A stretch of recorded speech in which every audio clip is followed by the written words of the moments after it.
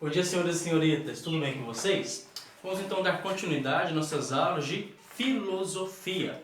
Na aula de hoje nós vamos continuar o assunto do empirismo, só que hoje nós vamos ver o empirismo mais radical na visão de David Hume, tá bom? Antes disso, nós vamos corrigir as atividades que eu deixei de semana passada, então nós adentramos na nossa matéria de hoje. Semana passada eu deixei para vocês a página 19, essa pergunta aqui, né? Logo abaixo do texto. A pergunta era: você concorda com a teoria proposta por Locke de que Locke, tanto faz, né? De que a mente é uma tábua rasa? Justifique sua opinião. Então, claro, isso aqui era uma resposta pessoal, então não cabe aqui uma correção. Mas é óbvio que tem que ser uma coisa bem fundamentada a explicação de vocês. Não adianta ser uma resposta pessoal e vocês escreverem qualquer coisa, vai ficar errado, tá?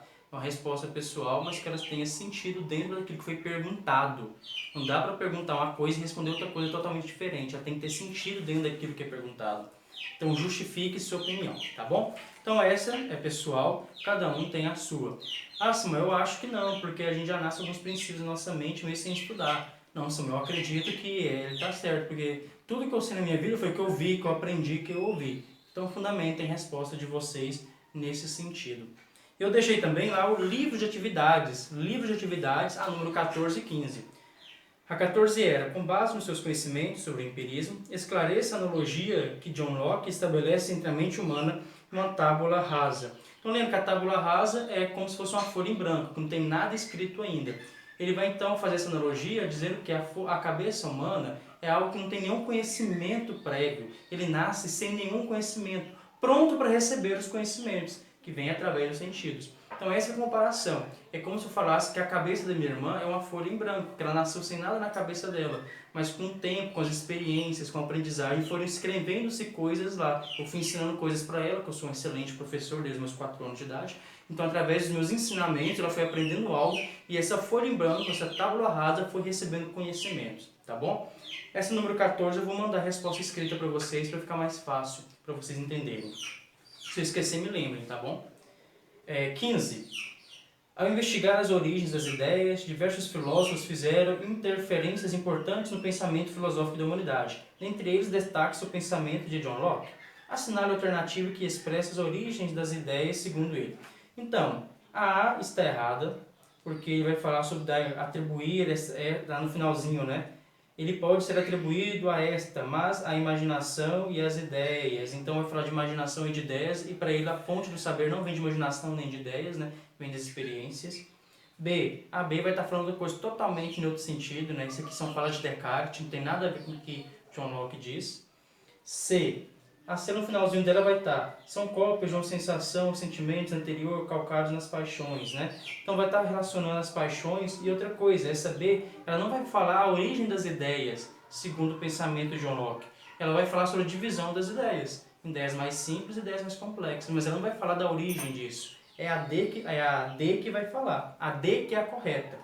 Afirmo que essas duas, a saber, as coisas materiais externas, como objeto das sensações, e as operações da própria mente, são objetos da reflexão. São, ao meu ver, os únicos dados originais dos quais as ideias se derivam.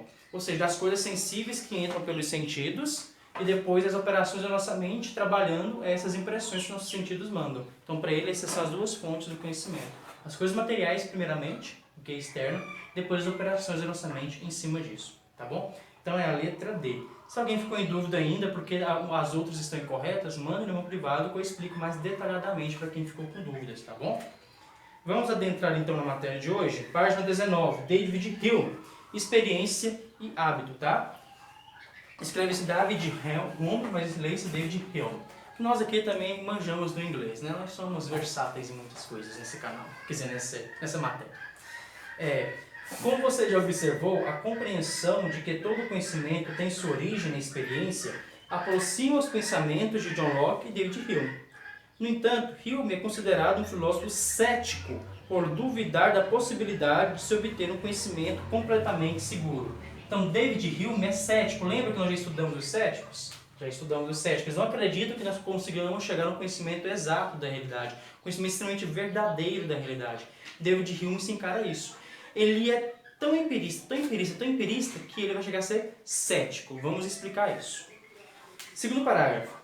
Hume acreditava que o conhecimento se estrutura em nossas mentes por meio de 3 categorias. Então, o conhecimento ele vai se estruturar na nossa mente por meio de 3 categorias, que são como caixinhas dentro da nossa mente, o conhecimento vai se encaixar. Associação, tempo e espaço e causalidade, né? Ao elaborar essa classificação, julgou superada a concepção da relação entre sujeito e objeto, segundo a qual o conhecimento seria um reflexo do mundo externo, representado na mente humana de forma idêntica à sua realidade. Isso porque, de acordo com os filósofos, ao observar um objeto e refletir... Isso porque, de acordo com os filósofos, ao observar um objeto, a reflexão do sujeito internaliza sua imagem, condicionando essa imagem, entretanto, de acordo com suas próprias categorias.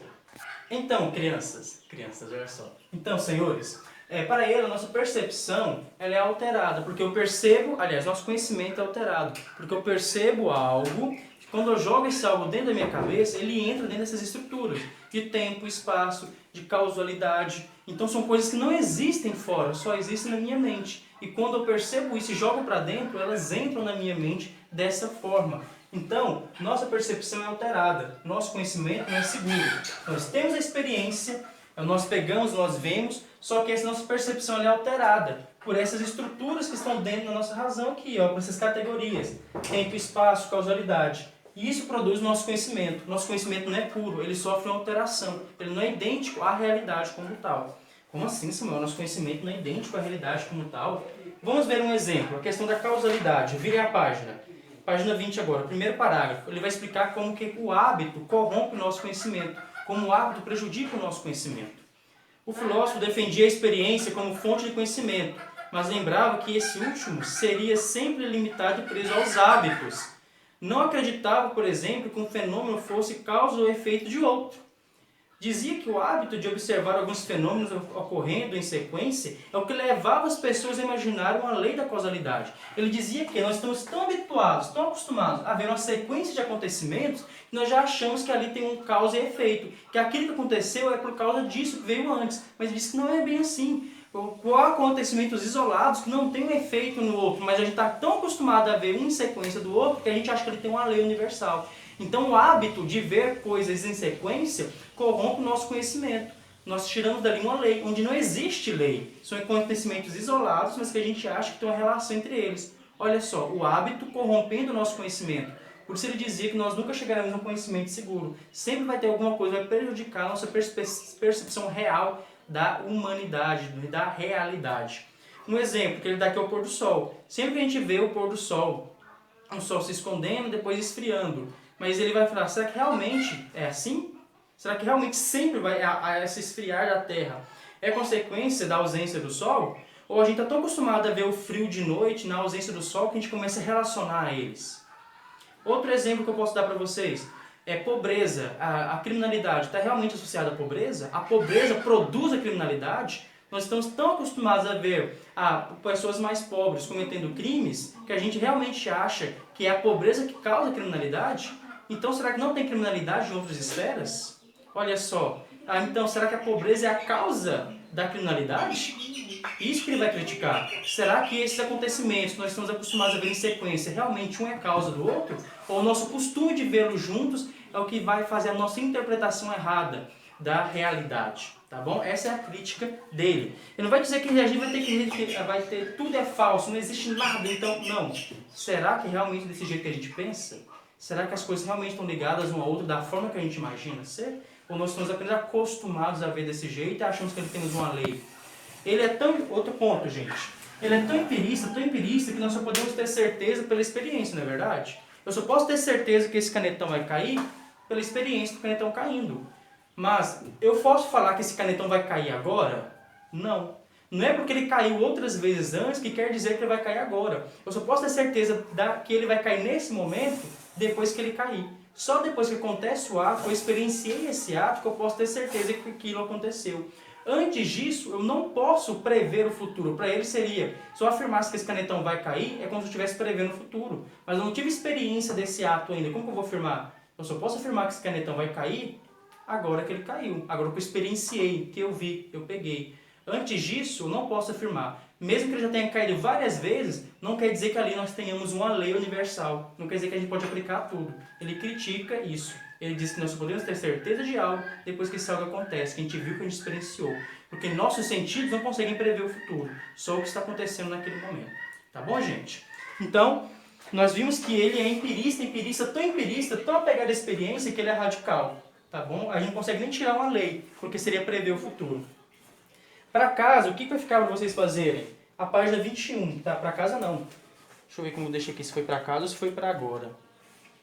Em sala, perdão. Em sala, vocês vão fazer a página 21, tá bom? Página 21.